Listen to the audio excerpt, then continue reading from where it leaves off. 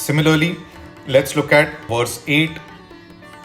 यहाँ पर भी भगवान कह रहे हैं कि मई एव मन आधत्स्व, तो मेरे ऊपर जिसने मन आधारित किया है। मई बुद्धिम निवेशय, जिसकी बुद्धि मुझ में रह रही है, अबाइड कर रही है। निवसिष्यसि मई एव, वो मुझ में ही निवास करता है। तो बार बार शब्द का प्रयोग है, मई मई मई, 3 बार मई शब्द का प्रयोग है इस वर्स में। उसके बाद let's similarly look at verse 9। Verse 9 में फर्स्ट लाइन में भगवान कह रहे हैं कि अथ चितम समाधातुम न शक्नोषि मई स्थिरम। अगर तुम ये नहीं भी कर पा रहे हो कि तुम अपना चित्त मुझ पर फोकस कर रहे हो और स्थिर हो, राइट, अगेन मई मुझ का प्रयोग है।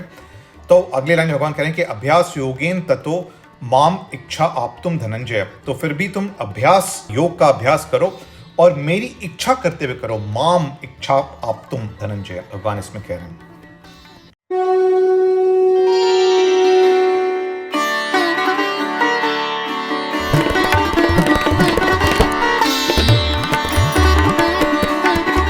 This is episode 50।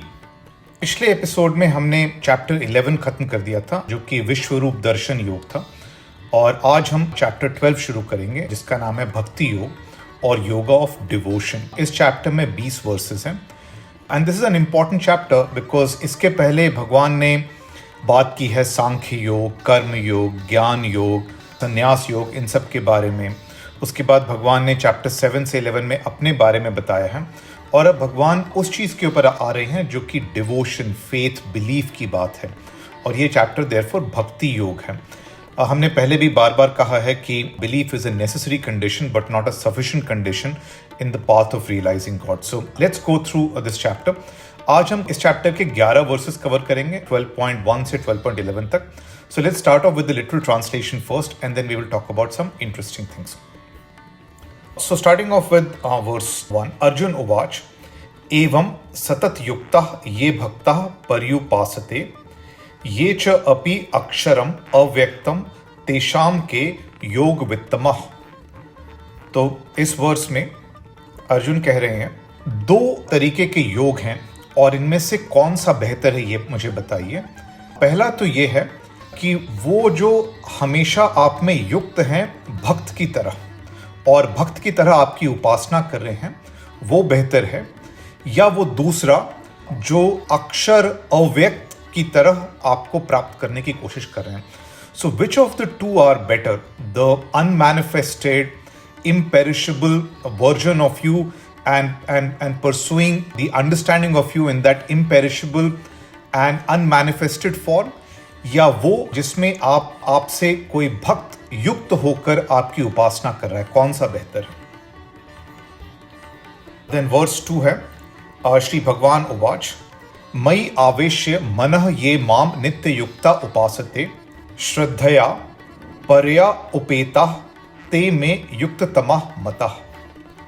तो भगवान कह रहे हैं कि वो जिनका मन मुझ पर फिक्स्ड है और जो मुझसे नित्य युक्त हैं और श्रद्धा के साथ मेरी उपासना कर रहे हैं, वो सबसे अच्छे योगी हैं मेरे मत में। सो ये भगवान कह रहे हैं इन वर्स 2। वर्स 3 और 4 मैं एक साथ पढ़ दे रहा हूं। ये तु अक्षरम अनिर्देश्यम अव्यक्तम पर्युपासते सर्वत्र गम अचिन्त्य च कूटस्थम अचलम ध्रुवम सनियम्य इंद्रिय ग्रामम सर्वत्र संबुद्धयः येषाम ते प्राप्नुवन्ति माम एव सर्वभूत हिते रतः। तो इन दोनों वर्सेस में भगवान कह रहे हैं कि वो जो उस पर फोकस्ड हैं जो कि अक्षर है, अनिर्देश्य यानी इनडिफाइनेबल है, अव्यक्त यानी अनमैनिफेस्टेड है, सर्वत्र गम जो हर तरफ फैला हुआ है, अचिंत्यम जिसको सोचा नहीं जा सकता, जो अनथिंकेबल, कूटस्थ अनचेंजिंग, अचलम इमूवेबल, ध्रुवम इटर्नल, जो इन पर फोकस्ड है और इस तरह से फोकस्ड है कि उसने अभी सभी इंद्रियों को संयम किया हुआ है और समबुद्धि के साथ है और सभी जीवों के हित में, सर्वभूत हित में इंगेज्ड है, वो भी मुझे प्राप्त करते हैं। सो इफेक्टिवली भगवान कह रहे हैं कि those who are focused on the imperishable, the undefinable, the unmanifested, all pervading, unthinkable, unchanging, eternal, the one that is immovable, and they're doing it by being even-minded everywhere, restraining their senses, and in the welfare of all beings, they also attain me. So ये verse 3 and 4 है. Then verse 5 है, क्लेशः अधिकतरम तेषाम अव्यक्ता सक्त चेतसाम अव्यक्ता ही गति दुखम देहवद भी अवाप्यते. एक बार फिर से पढ़ दे रहा हूं. क्लेशः अधिकतर तेषाम अव्यक्ता सक्त चेतसाम अव्यक्ता ही गति दुखम देहवद भी अवाप्यते. वर्स 5 में भगवान आगे कह रहे हैं कि जो इस अव्यक्त से अटैच्ड हैं, जो इस अव्यक्त को प्राप्त करने की कोशिश कर रहे हैं, उनका मार्ग दुखों से भरा हुआ है, बहुत सारे तकलीफों से भरा हुआ है. क्योंकि जो शरीर में हैं, जो एम्बॉडीड हैं, देहवद भी हैं, उनको इस अव्यक्त को प्राप्त करना कठिन है. सो ये वकान कह रहे हैं वर्स 5 में. देन वर्स 6 है, ये तो सर्वाणी कर्माणि मयि सन्न्यस्य मत्पराः अन्येन एव योगेन माम ध्यायतः उपासते. और इसके साथ ही वर्स 7 भी मैं पढ़ दे रहा हूं. तेषाम अहम समुद्धर्ता मृत्यु संसार सागरात भवामी न चिरात पार्थ मई आवेशित चेतसाम. तो इन दोनों वर्सेस में 6 और 7 में भगवान कह रहे हैं कि वो जिन्होंने अपने सारे कर्म मुझको दे दिए हैं, मुझको डेडिकेट कर दिए हैं या मुझको रिनाउंस कर दिए हैं, जो सिर्फ मुझ पर फोकस्ड हैं, योग के साथ मुझ पर ध्यान कर रहे हैं, योग के साथ और मेरी उपासना कर रहे हैं, उनको मैं इस मृत्यु संसार सागर से डिलीवर करता हूं, उनका मैं उद्धार करता हूं और बहुत जल्दी उनका कॉन्शियसनेस मुझसे यूनाइट हो जाता है. तो ये वर्स 6 और 7 है. देन वर्स 8 है, मयि एव मनः आदत स्व मयि बुद्धि निवेशय निवसिष्यासि मयि एव अतः ऊर्ध्व न संशय. फिर से एक बार पढ़ दे रहा हूं. मयि एव मनः आद स्व मयि बुद्धि निवेशय निवसिष्यासि मयि एव अतः ऊर्ध्व न संशय. तो भगवान कह रहे हैं कि जिनका मन सिर्फ मुझ पर फिक्स्ड है और जिनकी बुद्धि मुझ में निवेश कर लिया है, मेरे साथ रह रही है, वो हमेशा मुझ में रहते हैं, इसमें कोई संशय नहीं है. तो ये वर्स 8 है. देन वर्स 9 है, अथ चितम समाधातुम न श्नोक्षि मयि स्थिरम अभ्यास योगेन ततः माम इच्छ आप्तुम धनंजय. तो इस वर्स में भगवान कह रहे हैं कि अगर तुम अपना मन मुझ पर फोकस नहीं कर पा रहे हो और स्थिर नहीं कर पा रहे हो, तो भी हे अर्जुन, तुम योग के अभ्यास से और मुझे प्राप्त करने की इच्छा से मुझे पा सकते हो. So you can realise me by remembering me with devotion and by restraining your mind from worldly affairs. ये भगवान वर्स 9 में कह रहे हैं. देन वर्स 10 में भगवान कह रहे हैं कि अभ्यसी अपि असमर्थ असि मत कर्म परम भव मदर्थे अपि कर्माणि कुर्वन् सिद्धिम अवाप्स्यसि. तो इस वर्स में भगवान कह रहे हैं कि यदि तुम इसमें भी असमर्थ हो कि तुम ये अभ्यास कर सको, तो अगर तुम अपने सारे कर्म कुछ मुझको दे दो और मेरे अर्थ के लिए सारे कर्म करो, तो भी तुम सिद्धि को प्राप्त करोगे. एंड देन वर्स 11 इज अथ एतत् अपि अशक्तः असि कर्तुम मद योग्यम आश्रितः सर्व कर्म फल त्यागम ततः कुरु यतात्मवान. तो भगवान कह रहे हैं कि अगर तुम ये करने में भी अशक्त हो, तो तुम सारे कर्म फल त्याग के करो या फल की इच्छा त्याग के करो और अपने आप में अपने सेल्फ को सिचुएट करो, आत्मवान बनो और इस तरह से भी तुम मुझे प्राप्त कर सकते हो. तो ये वर्स 11 है। तो ये तो लिटरल ट्रांसलेशन थे। Now let's talk about some interesting facts. तो सबसे पहले तो इस चैप्टर में जो यूजेज ऑफ वर्ड्स हैं वो देखिए। तो फॉर एग्जाम्पल भक्ति जो डिवोशन या बिलीफ है, इन शब्दों का प्रयोग देखिए। तो वर्स 1 में अर्जुन कह रहे हैं कि सतत एवं सतत युक्ता ये भक्ता स्वाम पर्युपासते। तो अगेन यहाँ भक्त शब्द का प्रयोग है, right, which is effectively means devotion और बिलीफ। वर्स 2 में सेकेंड लाइन में भगवान कह रहे हैं कि श्रद्धया पर्या उपेता ते में युक्त तमः मतः। तो अगेन इसमें जो शब्द का प्रयोग है वो श्रद्धया, विच इज फेथ, डिवोशन, इस शब्द का प्रयोग हो रहा है।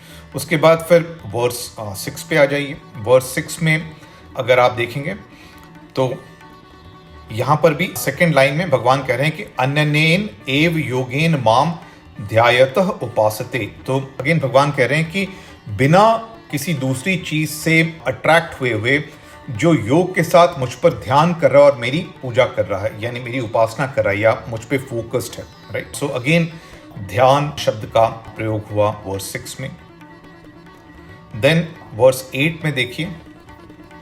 वर्स 8 में भगवान कह रहे हैं कि सेकेंड लाइन में कि निवसिष्यासि मयि एव अतः ऊर्ध्व न संशय। मतलब जो इस तरह से जिसका मन मुझ पर आधारित है और बुद्धि मुझ पर फोकस्ड है, वो हमेशा मुझ में रहेगा, इसमें कोई संशय नहीं है, राइट। तो अगेन जो फोकस कर रहा है भगवान के ऊपर, वो भगवान को प्राप्त करेगा, इसमें कोई संशय नहीं। जो फोकस, श्रद्धा, फेथ, इन सब शब्दों का प्रयोग जो है वो बार बार हो रहा है। फिर से वर्स 9 में देखिए भगवान क्या कह रहे हैं। भगवान वर्स 9 में कह रहे हैं कि माम इच्छाक्तुम धनंजय, जिसको मेरी इच्छा है धनंजय। सो बार बार शब्दों का प्रयोग जो है वो डिपिक्ट कर रहा है भक्त, श्रद्धा, ध्यायंत उपासते, माम इच्छा आप्तुम, right. So this is all you know what is different in this chapter की भक्ति और डिवोशन के शब्दों का बार बार प्रयोग है। दूसरी चीज नोटिस कीजिए, अगेन इन सारे वर्सेस में भगवान बार बार मई, मत पर, माम, इन शब्दों का प्रयोग करें। मतलब भगवान स्वयं को कह रहे हैं कि मुझ पर करो, मैं। और ये मैं क्या है, हमने चैप्टर 7 से 11 में बात की है कि भगवान क्या है। भगवान कुछ भी हो सकते हैं, व्यक्त, अव्यक्त, could be the best of the best, could be fragrance, could be the sunshine, could be anything, right। वो उसके ऊपर फोकस करने को बोल रहे हैं। और इन सब को आप बार बार देखिए इन वर्सेस में कि इन शब्दों का प्रयोग हो रहा है। तो वर्स 2 में फॉर एग्जाम्पल भगवान कह रहे हैं कि मयि आवेश्य मनः, मतलब जिनका मन मुझ पर फिक्स्ड है, राइट। इस शब्द का प्रयोग है वर्स 2 में। इसी वर्स में लेटर भगवान कह रहे हैं माम नित्य युक्ता उपासते, जो नित्य मुझ में युक्त हैं और उपासना करें। अगर माम शब्द का प्रयोग है। उसके बाद आप वर्स 6 में देखिए, भगवान कह रहे हैं कि ये तो सर्वाणी कर्माणि मयि सन्न्यस्य, मुझ पे रिनाउंस करें, मत परा, और मुझ पर फोकस्ड हूं। अन्यनेव योगेन माम ध्यायंत उपासते, और मुझ पर ध्यान कर रहे हैं और मेरी पूजा करें। अगेन बार बार मई, मत, माम शब्दों का प्रयोग हो रहा है। उसके बाद similarly let's look at verse 8। यहां पर भी भगवान कह रहे हैं कि मई एव मन आधत्स्व, तो मेरे ऊपर जिसने मन आधारित किया है। मई बुद्धिम निवेशय, जिसकी बुद्धि मुझ में रह रही है, अबाइड कर रही है। निवसिष्यसि मई एव, वो मुझ में ही निवास करता है। तो बार बार शब्द का प्रयोग है, मई, मई, मई, 3 बार मई शब्द का प्रयोग है इस वर्स में। उसके बाद let's similarly look at verse 9। Verse 9 में फर्स्ट लाइन में भगवान कह रहे हैं कि अथ चितम समाधातुम न शक्नोषि मई स्थिरम। अगर तुम ये नहीं भी कर पा रहे हो कि तुम अपना चित्त मुझ पर फोकस कर रहे हो और स्थिर हो, राइट। तो अगेन मई, मुझ का प्रयोग है। तो अगले लाइन में भगवान कह रहे हैं कि अभ्यास योगेन ततो माम इच्छा आप्तुम धनंजय, तो फिर भी तुम अभ्यास, योग का अभ्यास करो और मेरी इच्छा करते हुए करो। माम इच्छा आप्तुम धनंजय, भगवान इसमें कह रहे हैं। सिमिलरली वर्स जो 10 है उसमें भी भगवान सिमिलर शब्दों का प्रयोग कर रहे हैं। इस वर्स में भगवान कहते हैं कि अभ्यसी अपि असमर्थः असि मत कर्म परमः भव, सारे कर्म मुझ पर करो, राइट। सेकेंड लाइन में कह रहे हैं कि मदर्थम अपि कर्माणि, तो मेरे अर्थ के लिए सारे करो। सो अगेन मत मत 2 बार शब्दों का प्रयोग है। और वर्स 11 में भी अगेन फर्स्ट टाइम भगवान कह रहे हैं कि मत योगम आश्रितः, तो मेरे योग में आश्रित। So again just look at the usages of the word shraddha, भक्त और उसके बाद मत, तो मेरी श्रद्धा, मेरा योग, मेरी भक्ति, इन सब शब्दों का प्रयोग करें। और this is you know the essence of what God is trying to say in this chapter. Now, in addition to this, let's focus on some other important parts. So, let's look at verse 8 to 11, right? Verse 8 to 11 में भगवान क्या कह रहे हैं? भगवान कह रहे हैं कि जिसका मन मुझ पर आधारित है और जिसकी बुद्धि, उसका निवेश मुझ में है, वो बिना संशय मुझ में रिसाइड करेगा।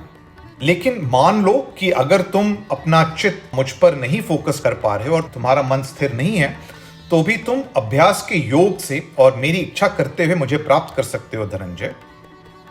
अगर तुम अभ्यास के योग करने में भी असमर्थ हो, तो अपना कर्म मेरे लिए करो और अपना कर्म मेरे अर्थ के लिए करो, और अगर तुम ऐसा करोगे तो तुम मुझे प्राप्त कर सकोगे।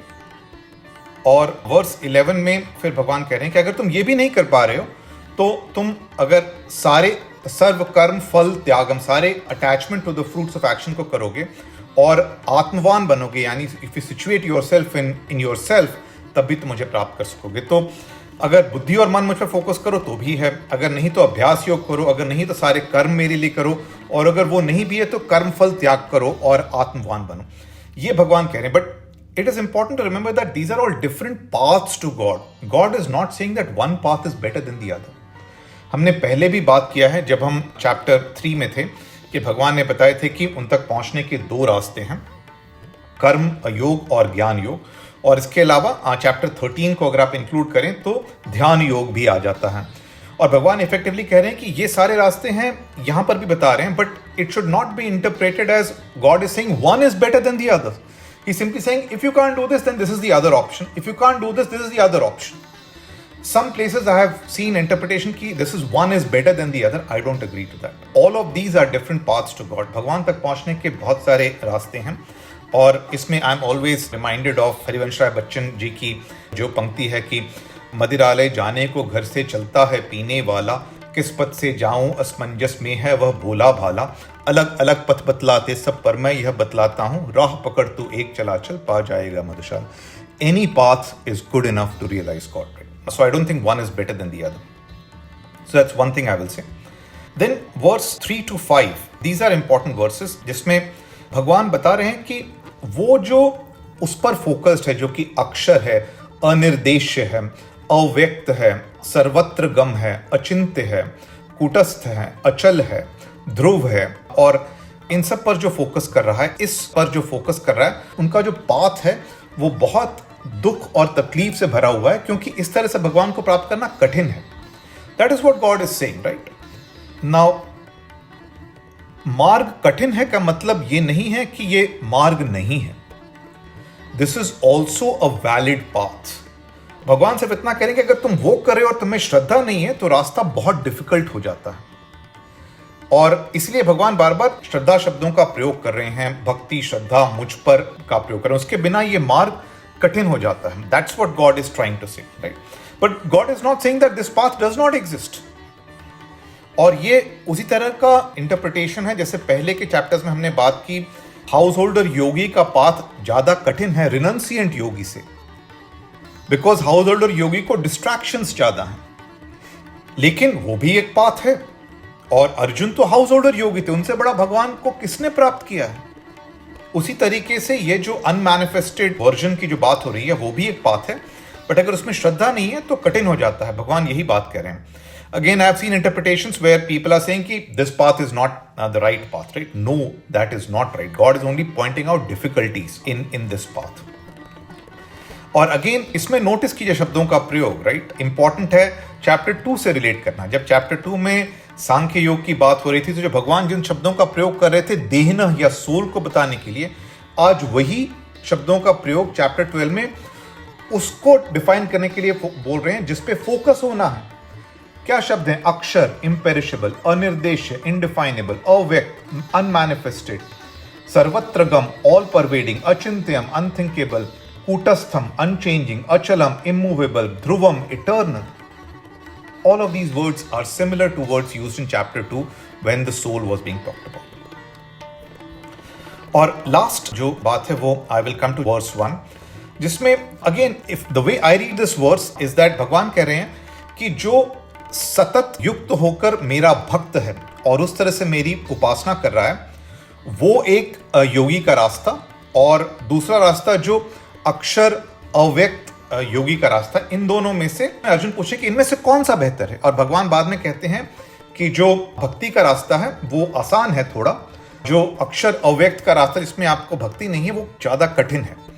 And this is what God is saying. Now some interpretations I have seen in verses में भगवान से अर्जुन पूछ रहे हैं कि व्यक्त और अव्यक्त फॉर्म में से बेटर फॉर्म कौन सा है, and which is your preferred path. No that I don't agree to that. ये व्यक्त और अव्यक्त का नहीं है, यहां पर है कि भक्ति के साथ कर रहे हैं या अक्षर अव्यक्त की आपको जानने की कोशिश कर रहे हैं without essentially having this belief and faith or devotion, right? That is how I interpret. So I disagree with the other interpretations. So I think ये आज का analysis था. Hopefully you like this discussion. Thank you.